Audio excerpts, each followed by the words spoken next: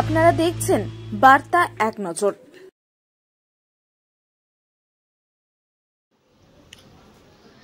বীরভূমের রাজনগর সারা ভারত সাধারণ ধর্মঘটের ডাক দেয় বাম কংগ্রেসের একাধিক ট্রেড ইউনিয়ন ও শ্রমিক সংগঠন। জেলার অন্যান্য স্থানের পাশাপাশি রাজনগর এলাকাতেও কংগ্রেসের ইউনিয়ন সংগঠন CITU ও INTTUCর পক্ষ থেকে বন্ধের সমর্থনে মিছিল বের করা হয়। হাজির ছিলেন বাম ও কংগ্রেস সমর্থিত ইউনিয়ন সংগঠনের একাধিক নেতা, কর্মী, সমর্থকবৃন্দ প্রমুখ। ধর্মঘটের দিন সকাল থেকে তারা মিছিল বের করেন ও বিভিন্ন রাস্তা ও স্থান পরিক্রমা করেন। বিডিও অফিসের সামনে কিছুক্ষণ অবস্থান কর্মসূচি পালন করেন তারা। বিভিন্ন মোড়ে ও পয়েন্টে সংগঠন ও দলীয় নেতৃত্ব বক্তব্য রাখেন।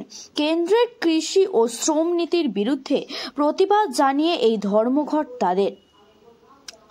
কেন্দ্রের বিজেপি সরকার ও রাজ্যের তৃণমূল সরকারের বিরুদ্ধে একাধিক ইস্যুতে বক্তব্য রাখেন তারা। দুর্নীতি, আইন শৃঙ্খলার অবনতি, নারীদের ওপর অত্যাচার, চাকরি হারানোর প্রসঙ্গেও উঠে আসে তাদের প্রতিবাদী বক্তব্য। রাজনগর থানার পক্ষ থেকে পুলিশ ফোর্স মোতায়েন করা হয়। রাজনগর বাস স্ট্যান্ডে বেশ কয়েকটি বাস লাইন করে দাঁড় করানো হয়।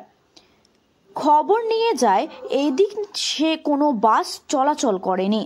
দোকানপাট কিছু বন্ধ থাকলেও অধিকাংশই খোলা ছিল। বাজারে গিয়ে এমনটাই চোখে পড়ে। এছাড়াও office, school, bank, post office প্রভৃতি খোলা ছিল।